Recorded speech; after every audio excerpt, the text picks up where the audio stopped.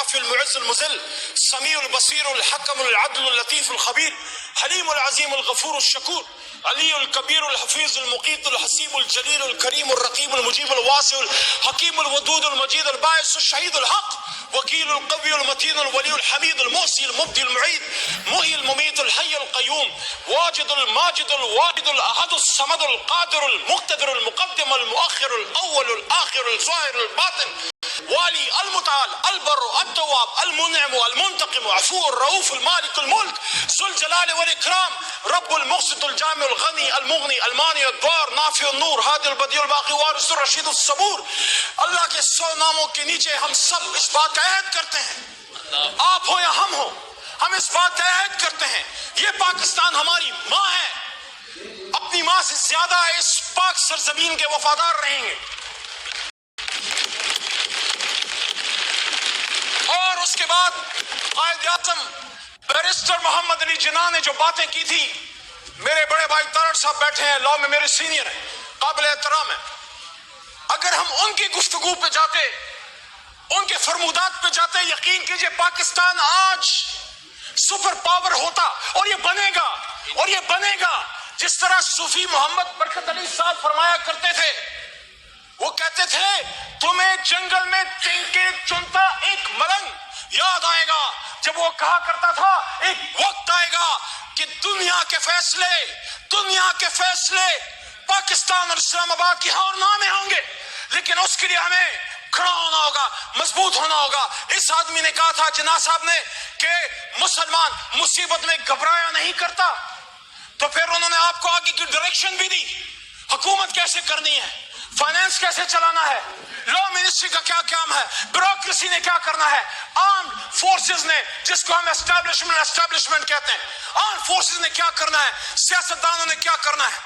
میں مقدمہ جمہوریت میں آگے بڑھنے سے پہلے بجٹ 2024 پہ ایک بات کرتا ہوں. جو بھی حکومت آتی ہے، جو کرنے والا کام ہے وہ اس کی طرف ہم نہیں جاتے. ہم کہیں گے برا بجٹ ہے، یہ کہیں گے اچھا بجٹ ہے. لیکن اس آدمی نے 1948 میں یہ بات کی تھی اسٹیٹ بینک آف پاکستان کو سپیچ کرتے ہوئے کہا تھا. اور یہ بات پاکستان کی فائنانس منسٹری 75 سال سے اپنے ویب سائٹ پہ، اپنے سینٹرل آفس میں جب Asad Umar minister for finance ہوا کرتے تھے، ہم جب جاتے تھے میں دیکھتا تھا وہاں بڑا لکھا ہے، ہمایوں صاحب اورنگزیب صاحب بڑا لکھا ہوا ہے. قائد اعظم نے 48 میں فرمایا، مفہوم ہے تقریباً، الفاظ ایسے ہی ہیں تقریباً، کہ I shall watch، state bank کو کہہ رہے ہیں کہ I shall watch with keenness the work of your research organization in devising the banking principle according to Islamic banking system. ایسا ہی ہے. اور اس میں وہ یہ بھی کہتے ہیں Honorable Finance Minister صاحب کہ the Western economic system has given the world nothing but 2 world wars. تو انہوں نے ہمیں راستہ کیا دیا؟ راستہ یہ دیا کہ آؤ دنیا کو ربا فری، سود سے پاک معیشت دیں. مسلمانان ہند نے جب پاکستان بنایا تھا لا الہ الا اللہ محمد رسول اللہ کے نام پہ، تو ہم نے دنیا کو جب ایک نئی ریاست دی، اللہ رسول کے نام پہ پہلی ریاست ہے اور شاید آخری ریاست، تو وہاں ہم نے دنیا کو اپنا اکنامک سسٹم دینا تھا. ہاں مشکل ہے اور صاحب مشکل ہے، لیکن سفر، وہ جو نیلسن منڈیلا نے کہا تھا نا کہ journey of 1000 miles starts with a single step. Let's take that step today from the National Assembly of Pakistan, my learned brothers and sisters. دوسرا، قائد کی بات تو بڑی ایک انسان کی بات ہے. اللہ کیا کہتے ہیں؟ سورہ بقرہ آیت نمبر 276، الذين يأكلون الربا لا يقومون إلا كما يقوم الذي يتخبطه الشيطان من المس ذلك بأنهم قالوا إنما البيع مثل الربا وأحل الله البيع وحرم الربا فمن جاءه موعظة من ربه فانتهى فله ما سلف وأمره إلى الله ومن عاد فأولئك أصحاب النار هم فيها خالدون. مفہوم یہ ہے کہ جو لوگ سود کھاتے ہیں وہ اس جہان میں ایسے اٹھیں گے يتخبطه الشيطان من المس، جیسے ان کو if the evil has touched them. اور پھر آگے کیا کہتا ہے اللہ تعالیٰ؟ اللہ آگے آیت نمبر 276 میں کہتا ہے يمحق اللہ الربا ويربي الصدقات واللہ لا يحب كل كفار نثیم. اللہ ربا کو ختم کرتا ہے, سود کو ختم کرتا ہے, اور اللہ صدقات کو بڑھاتا ہے. اور آگے پھر اللہ کریم کیا فرماتے ہیں, یا ایھا الذین آمنوا اتقوا اللہ وذروا ما بقی الربا ان کنتم مؤمنین. اے ایمان والو, اگر اللہ سے ڈرتے ہو تو ربا کو چھوڑ دو, سود کو چھوڑ دو. سارے بجٹ پھر آپ کی ملک و قوم کی ترقی کے بجٹ ہوں گے, چاہے نون بنائے, پیپل پارٹی بنائے, یا ہم خان صاحب بنائے. اور آگے اللہ کیا کہتے ہیں, یہ بڑی سخت آیت ہے. ڈپٹی اسپیکر صاحب مجھ میں جرت نہیں, آپ خود شاہ صاحب آپ خود صاحب تصوف خاندان سے تعلق رکھتے ہیں, آپ میں بھی ہمت نہیں, ہم میں کسی میں ہمت نہیں. اللہ کہتے ہیں یا ایھا الذین آمنوا اتقوا اللہ وذروا ما بقی الربا ان کنتم مؤمنین فإن لم تفعلوا فاذنوا بحرب من اللہ ورسولہ وإن تبتم فلکم رؤوس اموالکم ولا تظلمون ولا تظلمون. اور جو کوئی سود کرے گا, جو کوئی سود کرے گا وہ اللہ رسول سے جنگ کرتا ہے. ہم میں ہمت ہے, ہم میں ہمت اللہ رسول سے جنگ کرنے کی. 75 سال سے جنگ کر رہے ہیں, پھر کہہ رہے غربت کیوں ہے. میری بہن نے باتیں کی, شازیہ مری صاحبہ نے, میں ان کے بات کو سپورٹ کرتا ہوں. ایک ریاست اسلام, ریاست پاکستان ایک اسلامی ریاست میں صلاحیت ہونی چاہیے to take along the underprivileged people with you, the impoverished people with you, those people who need our support. ہر کوئی تو پیروں پہ کھڑا نہیں ہے, ہم نے ان کو اٹھانا ہے, سینے سے لگانا ہے. وہ مائیں جن کے بچے شہید ہو گئے, وہ بچے جو یتیم ہیں, وہ وڈوز, what about them, ان کے لیے اس ریاست نے سینہ کھولنا ہے. لیکن مقدمہ جمہوریت میں پھر آگے بڑی امپورٹنٹ بات اس آئین پاکستان کی, اور وہ یہ ہے, بڑی بات ہوتی ہے کون اسٹیٹ ہے, کون وارث ہے. The sovereignty of the state belongs to Almighty Allah. اور اس کو ایک سیکرٹ ٹرسٹ کے طور پہ 25 کروڑ نے استعمال کرنا ہے, اور the state will exercise its powers through the chosen representatives, not through some organization, not to some department of the executive arm, not army, not ISI, not any other department.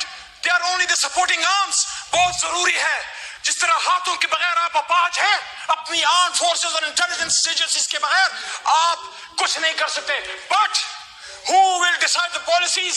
میرے honourable law minister صاحب, doctor صاحب, آپ سے بھی مخاطب ہوں, سب سے مخاطب ہوں. قائد نے کیا کہا 16 جون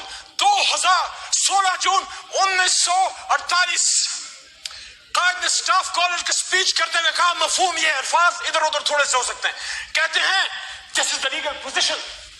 قائد کہتے ہیں this is the legal position.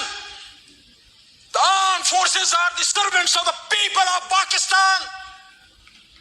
You do not make national policies. It is we the civilians who decide these issues, and you are supposed to fulfill those policies which are entrusted upon you. Qaid Azam Muhammad Ali Jinnah, speech to Staff College of Pakistan, Quetta.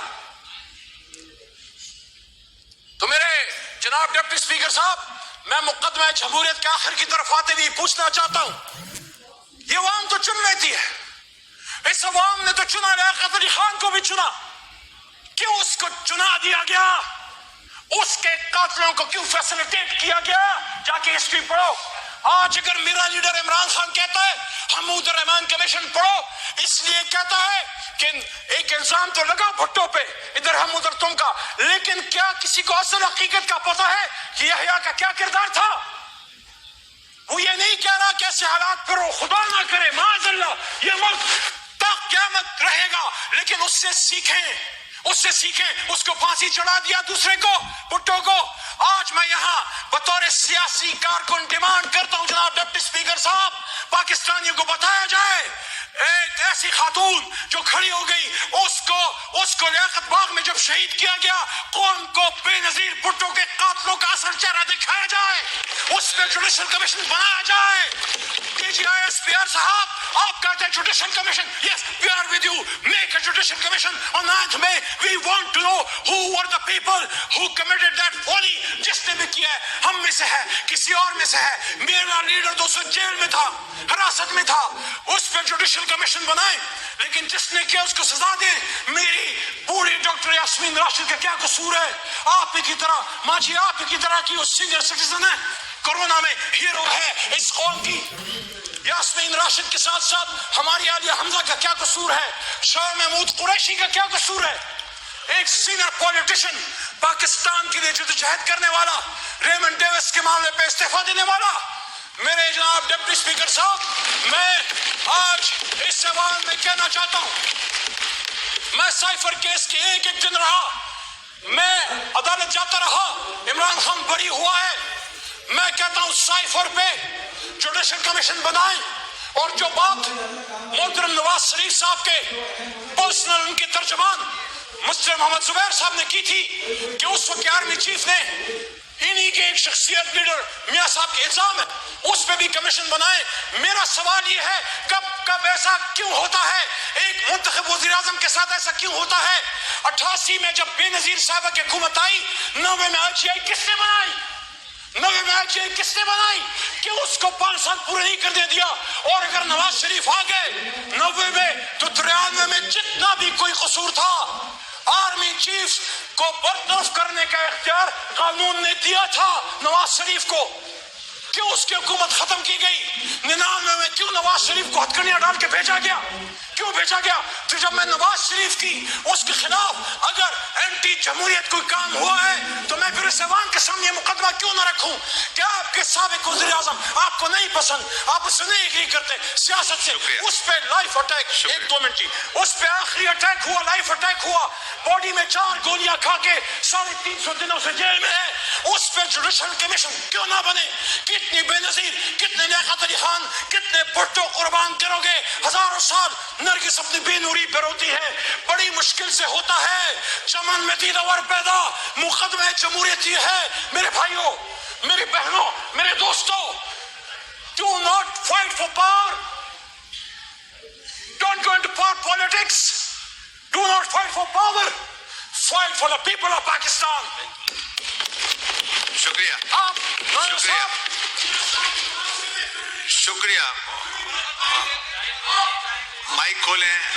تو صاحب کی جماعت میں آپ کھڑے رہیں، میں عمران خان کے ساتھ کھڑا ہوں، کھڑا رہوں گا انشاءاللہ، جیل بھی نہیں توڑ سکی۔ لیکن میں یہ کہتا ہوں پاکستانیوں، میں یہ کہتا ہوں میرے دوستوں، میں یہ کہتا ہوں جب بات پاکستان کی ہو، جب بات اسلام کی ہو، جب قائد کی ہو، پھر اپنے لیڈر کی بات چھوڑ کے اس لیڈر کی بات اپنا لو، پھر اللہ رسول کی بات پکڑ لو۔ آپ میں سے ہر ایک لیڈر ہے، میں نے پچھلی اسپیچ میں بھی یہ بات کی، ہم اپنا اسٹیچر بڑھائیں، اپنے لیڈر کی غلط بات کو غلط کہیں، پاکستان زندہ باد کی لکھیں۔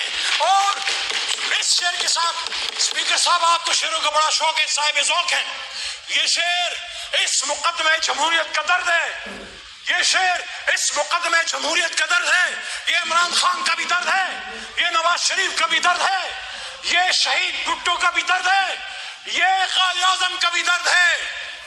جاگڑ والیاں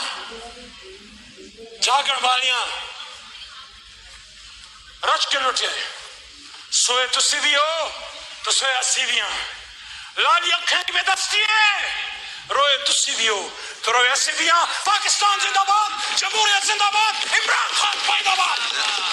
شکریہ۔ طارق حسین شاہ صاحب۔